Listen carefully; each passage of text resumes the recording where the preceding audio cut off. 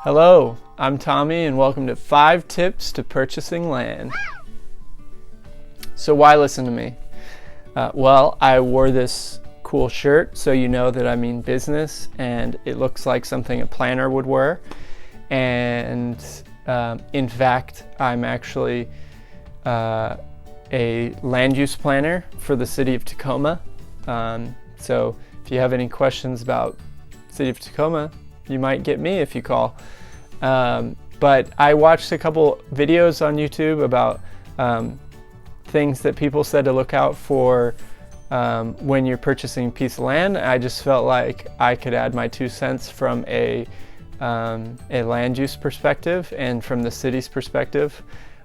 So here we go. Tip number 1 is call your planning office. So if you're looking at pieces of land, find out what jurisdiction it is, whether it's in a city or if it's in a county. There's a lot of pieces of land in unincorporated counties, and so you'll just want to call the different jurisdictions in the area to find out where it is, and then talk to them and ask them any questions. Nothing against real estate agents or contractors or anything like that, but don't take their word for it. It can be a nice thought to get some ideas to talk to them, but always call the planning office and do your due diligence. Just because we run into a lot of things where a contractor or a real estate agent says you could do something with this land, and then sometimes people get really disappointed. Seen a few cases where it's just really they were given some bad information and it doesn't turn out too pretty. People get really let down, and so don't run into that. Tip number 2 is ask about the zoning and what's allowed on the property. So the first thing you want to know is what you want to build. So the easier way to go is imagine what you want. Are you building a house? Are you building apartments? What type of house do you want? How big do you want the house to be? Kind of start with the project in mind and then call to ask if that project is allowed in the zoning. And then while you're calling, if there's a certain area that you're looking in, you can ask them what zoning types or districts will allow that type of use that you're looking for. Sometimes I will advise not to do it this way, where sometimes people will call about a piece of land and then they'll say, what can I do there?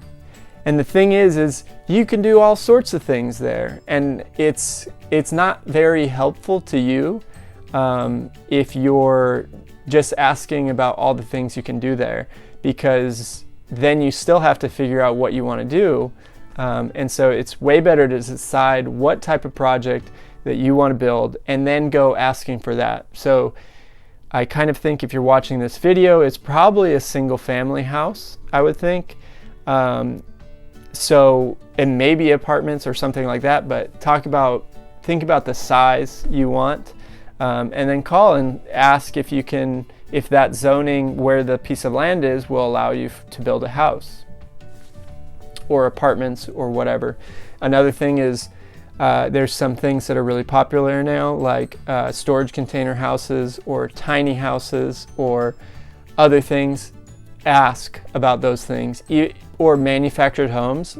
For example, in the city of Tacoma, the manufactured homes are allowed, except they have to be they have to have a certain type of certification.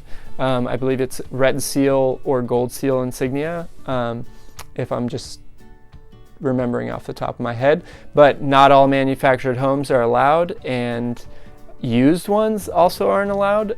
So really get specific on the type of project and ask do all your due diligence and ask those types of questions, because you don't want to get down the road and you have your used manufactured home that you can't even put on that, or like in Tacoma as well, shipping container houses are a nice idea, but they have to meet all the building codes, and so it becomes a really expensive project when a lot of times the point was to have kind of a cheap, interesting option. And then also not all cities allow shipping containers to be homes just because of the way that they look. So really ask about, especially if you're trying to do something a little bit more outside the box. Tip number 3 is, when you call in again to the planning, you want to ask about critical areas. If you're looking at land and it's vacant and it's cheap, there's probably a reason why it's cheap. So you want to ask, are there any critical areas on it? Are there steep slopes? Are there wetlands? Are there other types of restrictions? And a lot of these things can create barriers to development, or it won't always bar you from building something, but a lot of times you might have a huge piece of land, but then because of those critical areas, you can only build in this small space. So the first thing you really want to know is, are there any critical areas that are going to prevent you from doing what you want on this area? And then if there are critical areas, you may have to do a critical area report, getting a wetland survey done by a certified biologist, getting geotechnical reports if you're on a steep slope, and all these things the jurisdiction or city will use to determine what the building area is going to be. Are there any buffers that you have to avoid? Are there any mitigations that you have to do, or increased engineering if you're on the side of a slope? So all these things can really impact the size of your development, the feasibility of your development, the cost of your development. You might be able to do the project, but maybe it would just be so expensive to do the engineering or the mitigation. So you really want to know about those things and if that's going to be worth it for you. I have a friend that he got a good deal on a piece of property, but it turns out there's all these wetlands on it, and he wanted to do kind of several little cabins, but now really he's really restricted to only building one single home, and he really couldn't do the thing that he wanted. And so you really want to find that out. We see that preventing a number of proposals. So critical areas, check into those. Tip number 4, similar to critical areas, well, not really, but also can be a barrier, is ask about easements, deeds, moratoriums, just ask, are there any restrictions? So an easement would be an area of property that would have certain restriction on it. A lot of times they're access or utility easements that would basically say that you can't build on this part of the lot, or depending on what the easement's for, would have different things associated with that. And then sometimes there's weirdly deeds where part of the land is actually deeded to someone else, and then that becomes unusable, so you want to know about those things. I've seen a couple weird utility scenarios where it was deeded to the city, but then for some reason it's still on the property. I don't know, it happens decades ago, so it's like we don't know who created it or how it happened, but it can be a really big pain and really surprise people when they're trying to do developments. And then also ask about any moratoriums, which, if they're, for example, in the city of Tacoma, they're working on a sub-area plan that is preventing certain types of uses in a certain area, and it's also preventing a lot of these larger lots to be subdivided, which normally could be, but it's all put on hold for I can't remember how long it's been, like a year or more, and then it's still maybe not going to be done for another year. We're not sure exactly when it's going to be complete.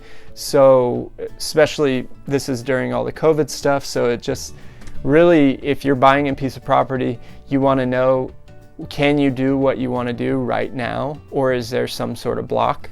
Not everyone can hang on to a property for a couple years. And then also, you don't know, like in this scenario, we don't know what the sub-area plan is going to say, even if you will be able to do that when that's done. So that's another thing to look for.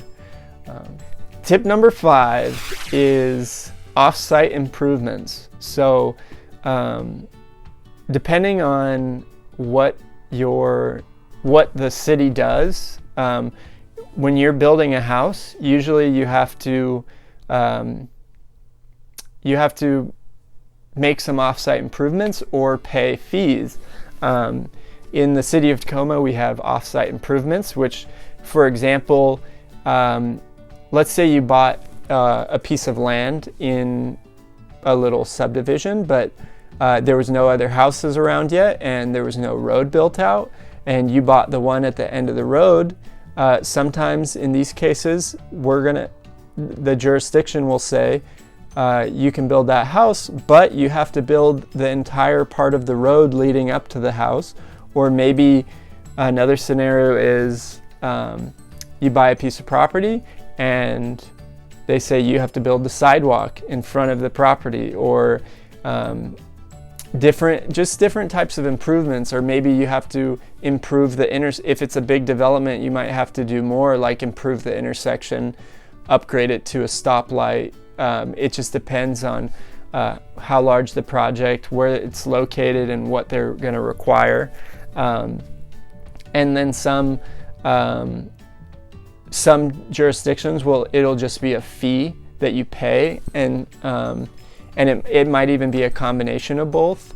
And then, so really, those types of things can really impact your development, because maybe if you have to build an entire road, maybe what you thought a project would cost $50,000, maybe building that road is another $50,000, and then it's maybe the project's not worth it anymore. It's another thing that you really want to look out for.